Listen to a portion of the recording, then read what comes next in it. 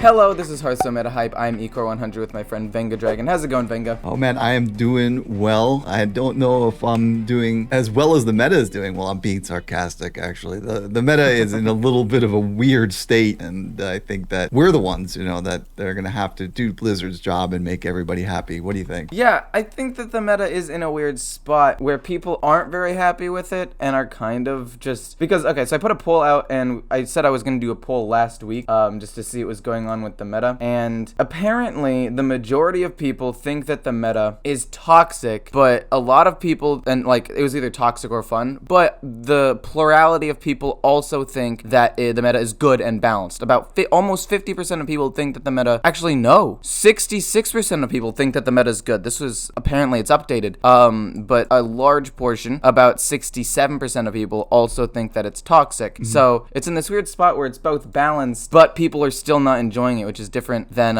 in the past where it's been hated because there's only like one or two most powerful decks. Right. And I think that's really interesting. I feel like there are things that could be done. We'll go into it, like cards that people might be sleeping on that could help the meta. And that is what we're going to do here today, talk about those cards. Yeah, I mean, in your segment, we're going to speak about the tech cards, right? There's a couple of tech cards. You think that will help out in the current state of the meta? Maybe or maybe not. These are cards that are, and tech cards, we'll talk about those in general. And then in segment 2, it's about just some cards we're sleeping on. So why don't we start with the first card that you had in mind? So the first card that I have in mind is Horde Operative. And the Horde Operative is a 3-mana 3/4, copy your opponent's secrets and put them into play. And the reason why I think this is a good card and a good tech card is because it really helps against Secret Paladin, Secret Rogue, which is seeing a little bit more play, and it also helps against Mage, because Mage has the ring toss, the one that puts 2 secrets into play for 4 mana.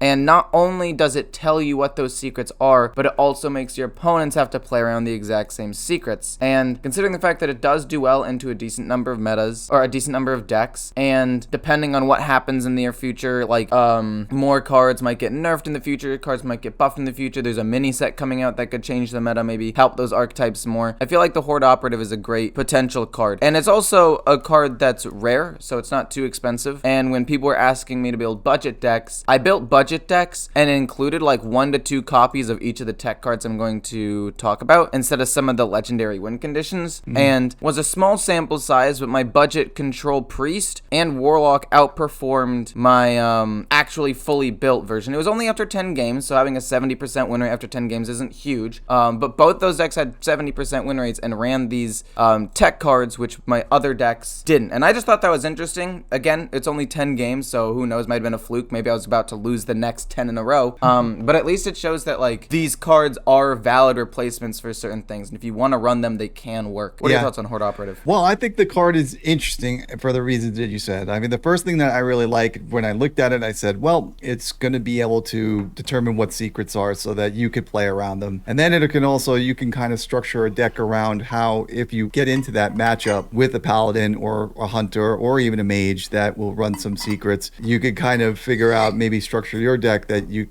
they would be like kind of stumped to play around your deck. It's more of like a control card for me. One thing though, it's nice as well, is it does really work well is if you do happen to get it in your opening hand and you're against a class that doesn't have secrets in their deck. It's a good body. 3/4. It has a nice stat line. It's not a terrible card to drop on turn 3 if you have it in your opener against even like a demon hunter.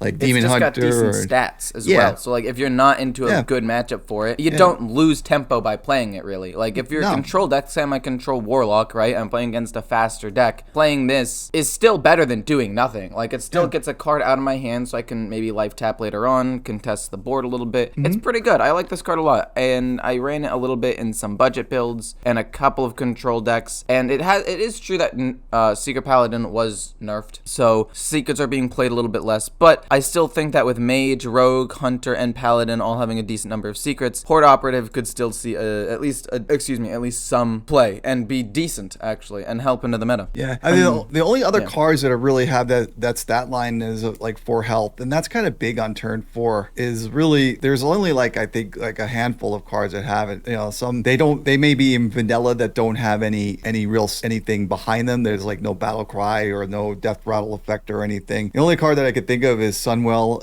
Initiative, which is a frenzy gain divine shield. It's a 3/3/4, but and also Mancrick, the Lucky Soul Hoarder, the warlock card that puts 2 soul fragments into your deck. Yeah, and all of those cards are pretty good, and usually you play for tempo. Like even if there is no ability, it's still a good stat line. Like at worst, it's a spider tank, which was one of like best 3-drops several years ago. Yep, and another favorite too that's in the 3/3/4 is Lucky Soul Hoarder, which is one of our favorite cards in Warlock. But yeah, I mean the card is cool. I mean I played a game against Paladin. I literally as everybody knows the new season started, and for me was Friday night I think. I don't remember.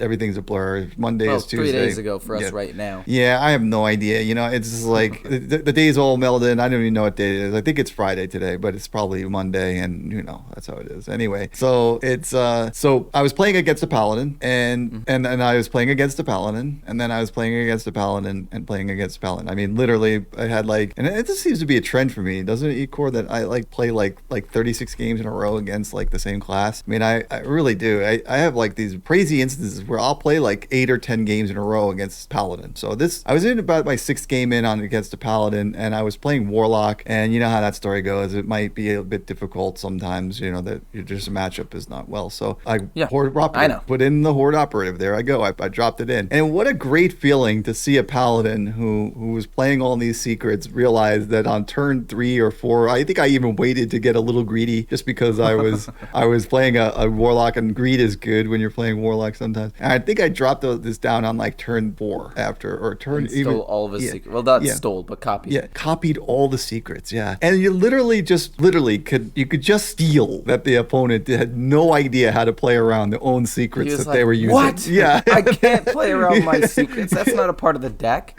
Yeah, it's like they could, you know, like they had like galloping, the one that's galloping that summons a taunt, so they could only play 2 cards in a turn. And that's hard for like an aggro tempo based deck to only play 2 cards a turn. Yeah. Yeah, they just start like really like, you know, like, and then it was like that Oh My Yogg was, you know, they were like afraid to play Oh My Yogg, but they're like, oh well, he's only probably running 1, right? So they played Oh My Yogg, and I dropped it out another one, you know, because I put 2 in the deck, and it was just a satisfying feeling. But I don't know how like it works really that well. It's not totally polarizing, you know. It'll work great against like a rogue or something, you know, but it's not a bad card. It's just I just don't know. I wish it was like a 2 mana card would be pretty cool too. Maybe, I don't know. I think it's actually right. I think it's a well balanced card. I just don't know why people aren't playing it. And another card like that is the Ironbeak Owl, which is another card that I think is very good, well balanced, and not many people are playing it, even though it makes a lot of sense to run. Like, think about it. Paladin's whole power level, or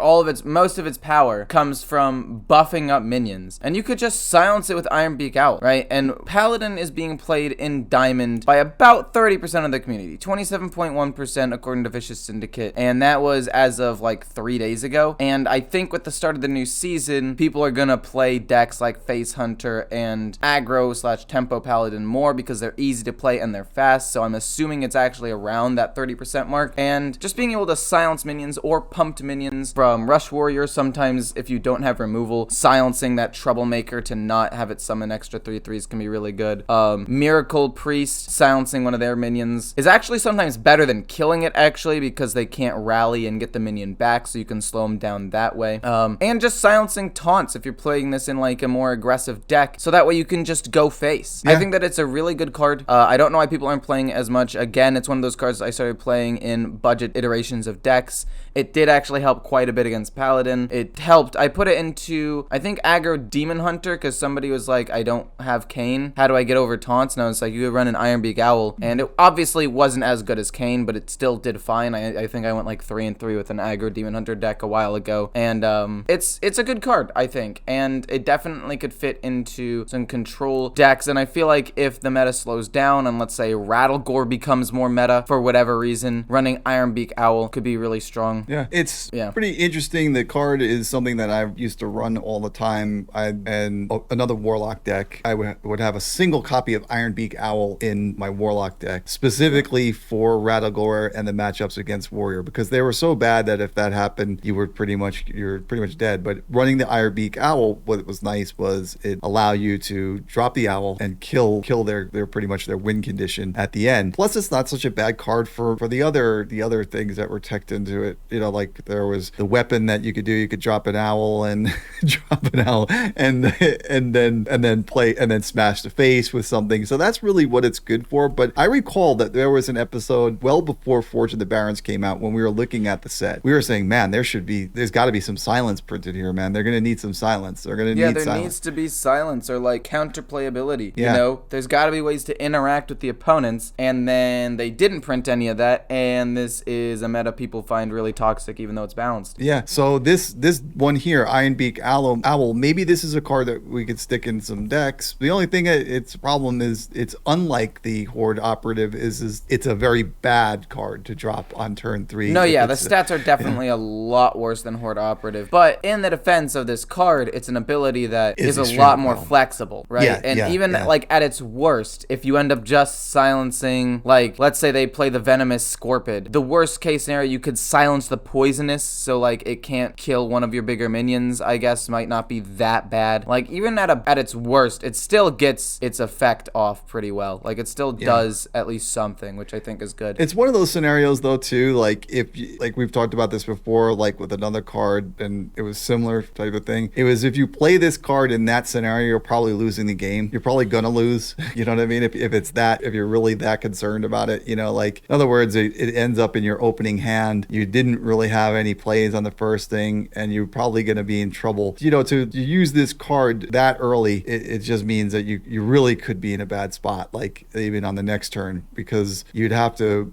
What I'm trying to say is you're probably playing more like a different deck, and you don't really need that thing. I think it's more of a late game card than you really want to play it early, is what I'm saying. You know, it's sort of a weird thing. There was a warrior card, I can't remember what it is, and I had said you're either playing this card and you're winning anyway, or you're not playing it. You know what I mean? So I think it's the Maiden or something, but it's just a difficult card. The only scenario that makes sense to me is the one that you said, that like you could silence the poison or even a big taunt, maybe against like a druid. Or a death rattle. There are a decent amount of death rattles. Yeah. Like, I could see if, like, let's say Zulok, because there's a like death rattle Zulok that's going around with like Terran and all that. And by going around, I mean it's seeing a little bit of play. Silencing Terran could be huge. That makes sense. I could see this card being good. Yeah, and then the last card I think that could be good, speaking of that, is just Acidic Swamp Ooze. I think Acidic Swamp Ooze is a card that's very good to tech. And I think that this current meta is not great for it, but even though it's not great for it, it's still good against, let's think of all the classes that it's good against. It's still decent against Demon Hunter. It's because Demon Hunter has at least a couple of weapons. Worst case scenario, they just run like the Lifesteal weapon. It's decent against Hunter to kill the rifle and the Headhunter's Hatchet, the one that gets an extra durability if you have a beast. Not as many people run that anymore, but I have seen it around. As well, in the Paladin, it can kill the 1/2 weapon,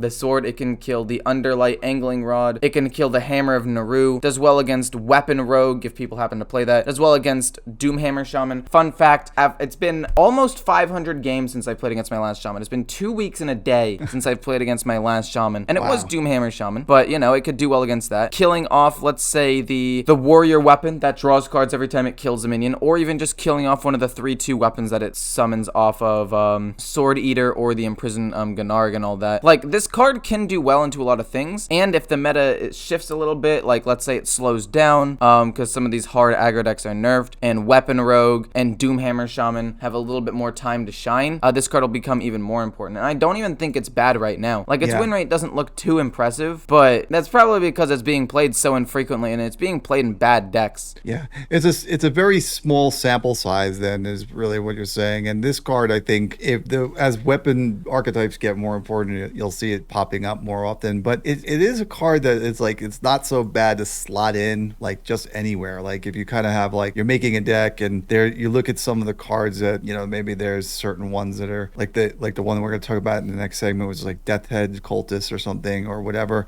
You could slot this in there because if you're up against a certain archetype, dropping a 2 mana 3/2 on the board isn't so bad if to tempo it out or whatever. It's not completely dead in your opening hand, and it's a dream if it's against the right class. So I think this card has always found its place in there. What used to be part of the classic set, I think it's a classic card, but it is actually part of the core set now. You know what I mean? It's just a classic. Like, Acidic Swamp Ooze has just been around forever. So been around forever, man. Yeah. And it's kind of the only weapon removal card in the game. I don't think there really is anything else that's there. Is there? Like, I don't think so. I'm gonna say no.